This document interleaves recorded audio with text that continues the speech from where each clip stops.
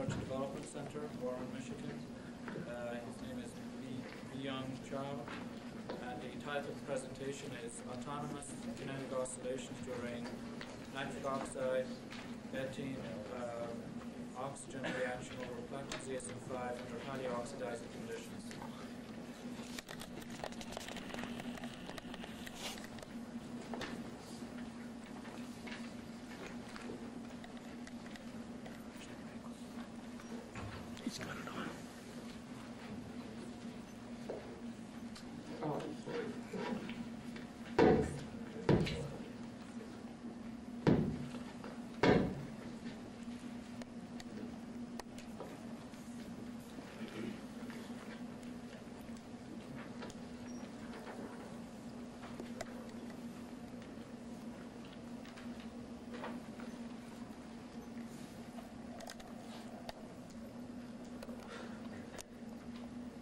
Good morning, everybody. In my talk today, I'd like to present our findings on autonomous kinetic oscillations during nitric oxide, ethylene oxygen reactions over platinum GSM5 under very high lean conditions. Professor J.E.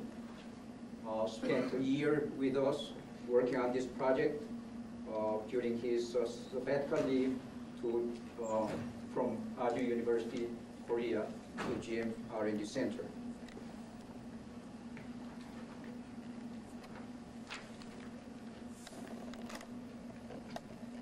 Just a little bit of background. As we all know, copper GSM5 is the most well-known lean-NOx catalyst, and it is most studied catalyst among lean-NOx catalysts. And it has some problem of its own, namely hydrothermal durability, caused by the sintering and the migration of copper particles, as we saw this morning from Maria's presentation, and also the illumination of a GSM5 structure. And therefore, we certainly need for a better catalyst than copper GSM5. And that's where we started looking at the platinum GSM5 as an alternative to copper.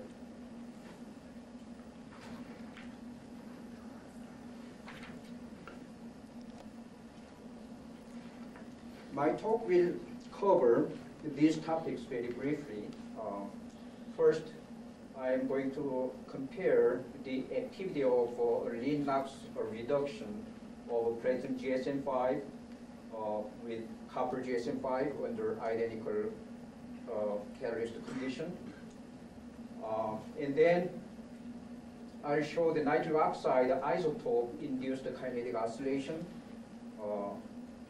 And also we will see inhibition effect of nitric oxide to the lean-NOx to hold the lean-NOx reaction process through the bifurcation diagram. And then we will examine internal diffusion resistances. And then we will discuss the kinetic isotope effect. And then we are going to propose a couple of plausible mechanisms for the kinetic oscillation we observed.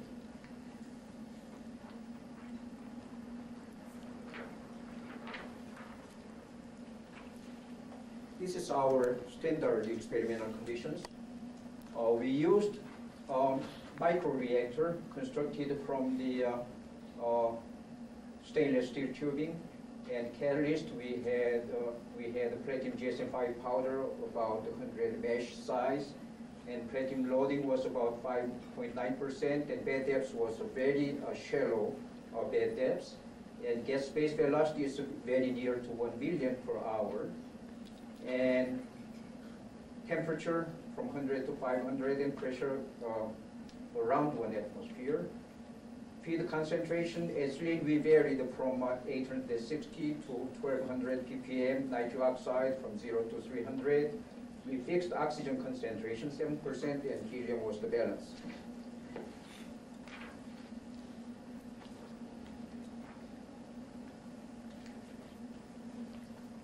The TM picture of our catalyst sample showed distinct bimodal distribution of platinum particles. The small size particles are ranging in average about 8 angstrom size, and the large particles are about 100 angstrom size. And the small particles must be inside the zeolite pore structure, and obviously the large size particles are outside the external surface of the zeolite particles.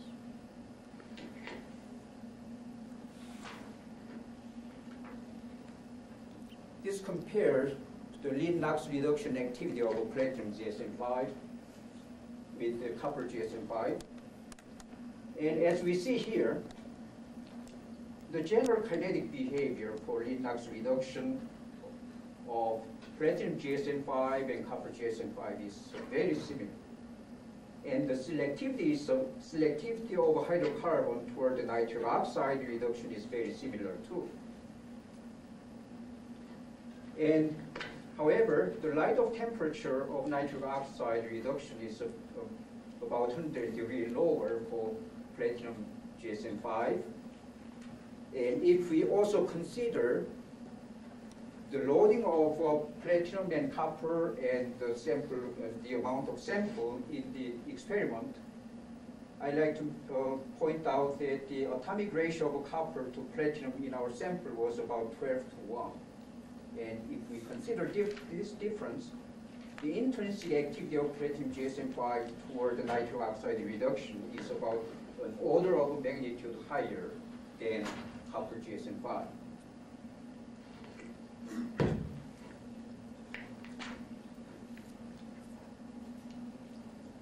And the previous slide was from the experiment using ordinary nitric oxide. When we changed feed stream from ordinary nitric oxide to 15 nitric oxide isotope, we started to observe kinetic oscillation. In the early period of reaction time, we observed very near square wave pattern oscillations in CO2 production, ethylene, and nitric oxide conversion. And the period of oscillation becoming shorter and shorter with the time. And in about 3 hours, the oscillation became stabilized. And from the single mode oscillation, we observed, under the stabilized condition, we observed a distinctly double mode oscillation.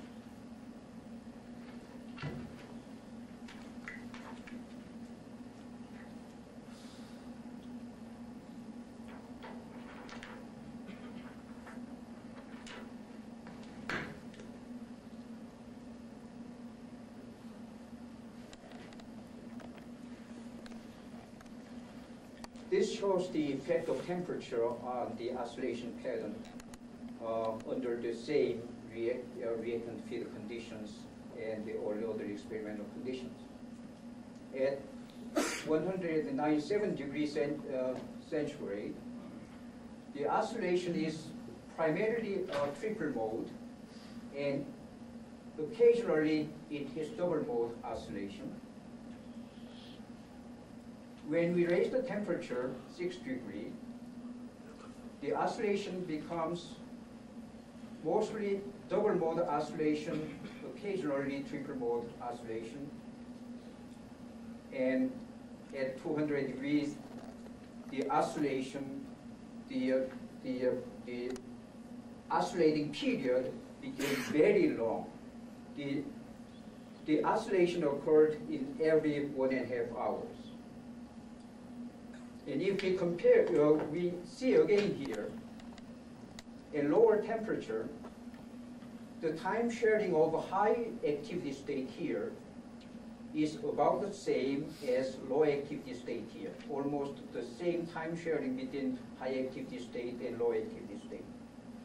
As temperature goes up, increases, the high activity state takes more time sharing compared to low activity state.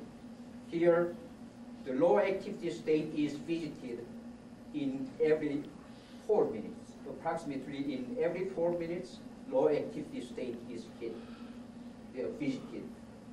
Here, at 210 degrees, mostly the catalyst is high activity state, and in about a couple of hours, it visits the low activity state. So, when we increase the temperature, the time sharing between high activity state and low activity state changes from shorter, from long time sharing of low activity state to the very short time sharing of low active state as temperature increases.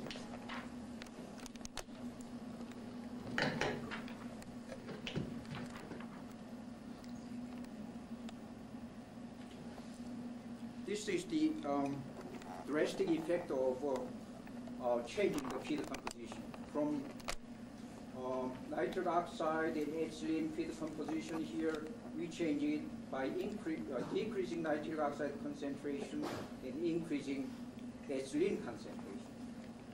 The oscillation pattern changes from single mode oscillation here to the multiple mode oscillation here, accompanied by the increasing the oscillation period too.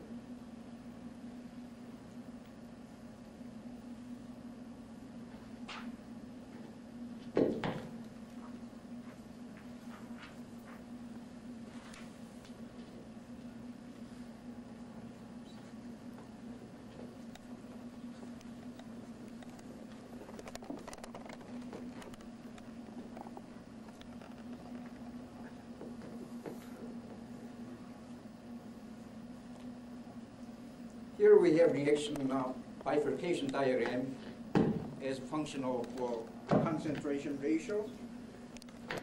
Concentration ratio between of nitric oxide to ethylene in feed. As we see here, when we don't have nitric oxide, there is no oscillation in the rate of ethylene oxidation. When we started feed nitric oxide isotope, we started to observe oscillation in rate of both ethylene conversion and the nitric oxide conversion. And the second point I'd like to make is that, as we see here, the overall trend is, as we increase the nitric oxide, ethylene conversion and nitric oxide conversion both decreases almost linearly, indicating very strong inhibition effect of nitric oxide on Lin-Rox catalysis. Here, ethylene conversion is almost primarily due to the oxidation by the oxygen when we consider very small value of nitric oxide ethylene molar ratio in the field.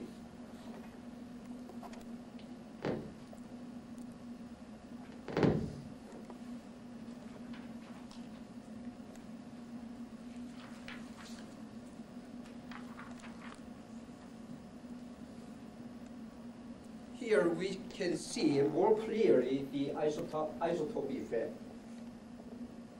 Namely, here what we did is the same system, except we changed it from ordinary nitric oxide to 15 nitric oxide in the otherwise exactly the same experimental conditions. The ethylene conversion for the ordinary nitric oxide system and the ethylene conversion for the isotopic 15 nitric oxide system. The rate is considerably lower, and it involves oscillation between maximum ethylene conversion and minimum ethylene conversion in this temperature range. Here, nitric oxide conversion for the ordinary nitric oxide system and the 15 nitric oxide system, we have the same kind of lower, considerably lower activity and the oscillation behavior. So there's a very strong, very distinct difference when you use ordinary nitric oxide and 15 nitric oxide in terms of overall reaction rate and in terms of the existence of oscillating behavior. And this strong the isotope effect is really not expected, so we were very skeptical about this data for some time because we couldn't explain it. And we suspected many other complicating factors like diffusion resistance and mass transfer resistance and everything. But the data was very consistent. And now I can say that we finally found some way to explain it. And first, before start to explain that, I like to point out one more things out of this. The strong kinetic isotope effect we see here strongly suggests that NO C catalysis very much depend on the kinetics contained nitric oxide molecule itself. Because by changing the nitric oxide molecule, just changing the nitric oxide molecule, the kinetics changes completely. And it suggests nitric oxide related kinetics are very important, and which further suggests that nitric oxide decomposition is very important for the whole process, to understand, at least to understand the process. And now, start to explain this kinetic isotope effect. Let's consider the internal mass transfer resistance. That's what people normally think. Maybe that's not kinetics. Maybe that's diffusion resistance. Okay, let's see. This illustrates the typical pore structure of our catalyst sample based on GSM5. We have macropores between the micropores, between the microparticles, and we have micropores contained inside the microparticles. And the aggregation of microparticles is our catalyst sample, which is about 75 micron radius. And the microparticle radius is about half micron. And the ethylene is the most slow diffusing species among our three reactants, and we chose ethylene. And the viscosity of ethylene at 200 degrees C through the macropore is about 1 square centimeter per second. And through micropore is about 10 to minus 5 square centimeter per second. Under this situation,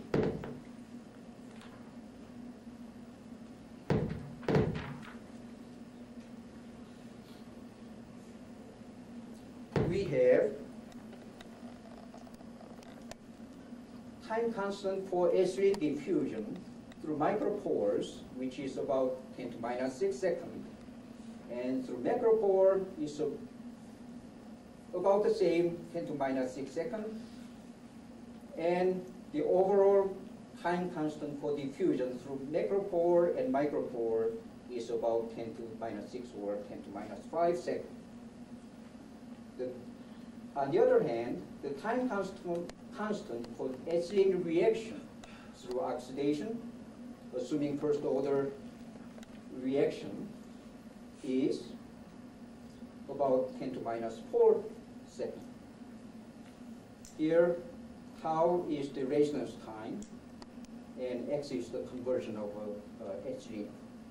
And it is larger than 4 times 10 to minus 4 because we took the worst case scenario when the ethylene conversion is the maximum. So, going to the criterion for diffusional influence, we compare the time constant for diffusion to the time constant for the reaction, and the ratio must be greater than 2 times 10 to minus 2, which is obviously much less than 1, and that means the internal diffusional resistance under our experimental condition is negligible. We don't have to worry about diffusional influence to explain our result.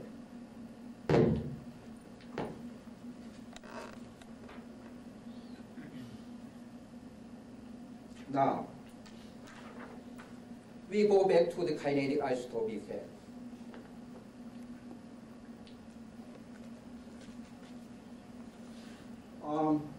Normally, when we talk about the isotope effect in the catalytic kinetics, we normally say primary effect on rate constant due to the 0-point vibration energy difference, due to the reduced mass difference.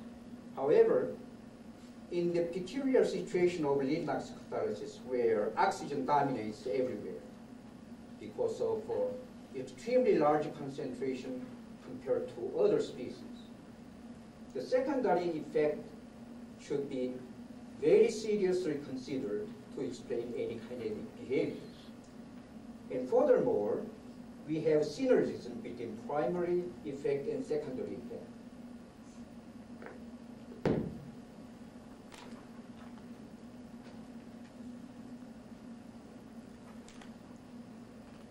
First, for the primary kinetic isotope effect. As we all know, the 0-point vibration energy and 0-point vibrational frequency is affected by the isotope substitution due to the reduced mass difference, where prime indicates the 15 nitric oxide isotope. We have well-established literature value of normal nitric oxide linear vibration frequency of 1780 per centimeter, and from that data we can get the vibration frequency for the isotope molecules, and from that data we can get the difference between nitric oxide decomposition rate constant for the isotopic molecule and for the normal nitric oxide molecule, in which it says if we substitute nitric oxide molecule with 15 nitric oxide, there will be 7% drop on decomposition rate. And that's too little to explain our result.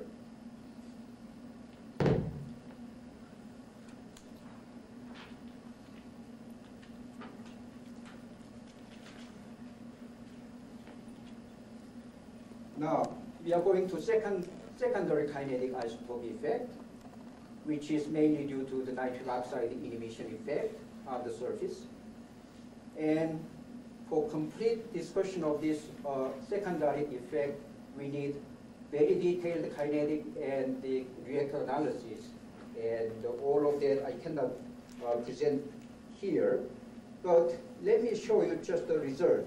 After extensive mathematical analysis, we were able to identify a very important correlation between the primary isotope effect shown here and the secondary isotope effect here. So this equation shows how the primary kinetic isotope effect leads to the secondary kinetic isotope effect. Here, say the V is surface vacancy, which is essential for nitric oxide decomposition, and K is decomposition rate constant for isotope and normal molecules, and the CF is nitric oxide field concentration, and K is adsorption equilibrium constant, and X is nitric oxide conversion. So the secondary isotope effect depends on the primary isotope effect in addition to the nitric oxide conversion, field concentration, and the adsorption equilibrium constant. And when we put all those parameters, we have 0.51, which says due to the secondary isotope effect, we expect about 50% drop in the available surface area and the catalyst surface for nitric oxide decomposition under NO C catalysis.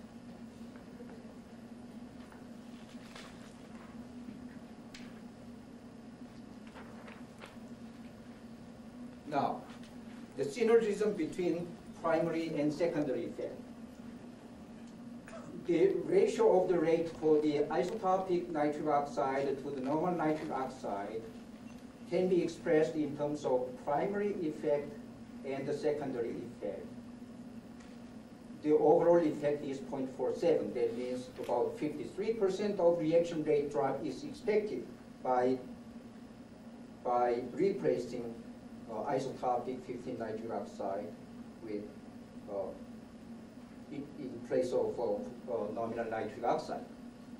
And the secondary effect is obviously much more important than the primary effect, which we usually consider in the kinetic analysis. And physically, the synergism should work like this. When we have 15 nitric oxide isotope, it reduces the decomposition rate of nitric oxide, and it increases the coverage of nitric oxide on the surface, and it reduces the available nitric oxide decomposition vacant site requirement. Then it reduces overall reaction rate, and if it reduces overall reaction rate, then the coverage reduces, and so on. So this synergistic effect is very significant, and it agrees with experimental data, which is between 0.38 and 0.7, depending on the oscillation pattern.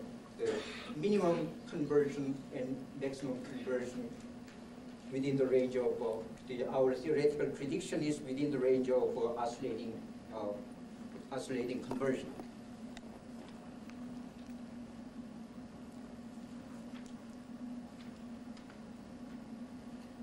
So we are very much confident that the essential step of NO C catalysis over platinum GSM5 is the nitric oxide decomposition. And based on that confidence, we think two models can be proposed to explain the kinetic oscillations. One is focused on the intrinsic nitric oxide decomposition activity, and the other is focused on the nitric oxide inhibition effect on the nitric oxide conversion and the ethylene conversion. The first one, if we focus on nitric oxide decomposition activity, there is a reported model of a surface phase transition between 1:1 phase and hex phase of platinum surface induced by the nitric oxide adsorption. 1:1 phase has very good activity for nitric oxide decomposition, while hex phase has very poor activity toward the nitric oxide decomposition. And the surface regeneration model, as we saw, nitric oxide inhibition effect can kill the reaction rate. And in that case, nitric oxide ethylene ratio is a very important parameter, because nitric oxide, as I presented, is the inhibitor of the NO C catalysis, and the ethylene, as we all know, is the promoter of NO C catalysis. So that ratio is a very, very important parameter.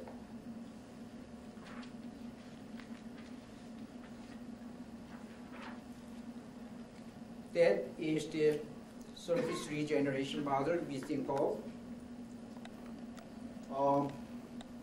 At point A, the catalyst is in the high activity state.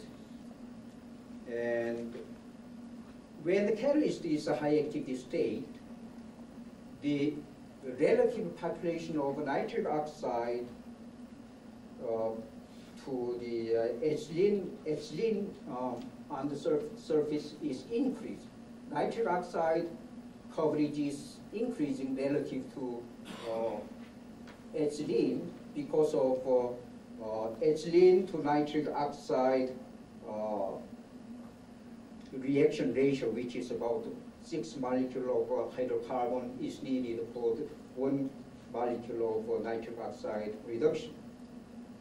And when we reach certain surface coverage ratio of nitric oxide ethylene, the nitric oxide inhibition effect kicks in and the reaction rate drops suddenly. And then when we reach low activity nitric oxide surface coverage relative to ethylene coverage start to decrease because of the reaction stoichiometry and reaches low activity state.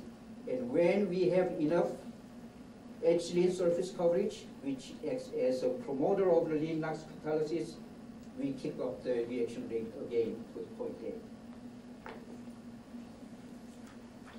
Now, my conclusion. I will not go through all the details of conclusion, but I'd like to just remind you the intrinsic activity of platinum GSM5 is much better than copper GSM5 in terms of intrinsic activity. And the nitric oxide strongly inhibits Lin-Knox catalysis around the reaction light-off temperature. And we have a spontaneous kinetic oscillation when we have nitric oxide isotope. And the strong kinetic isotope effect can be explained by the primary and secondary effect. And we proposed a surface transition model and the regeneration model to explain the oscillation. And most of all, the most important practically and fundamentally is, I believe, is this. Nitric oxide decomposition is the essential step for Lin-Knox catalysis over platinum GSM5. And as such, the continuous regeneration of vacant site available for nitric oxide is the essential step to improve the catalyst performance. And we see that kind of approach works pretty good to improve catalyst performance. Thank you.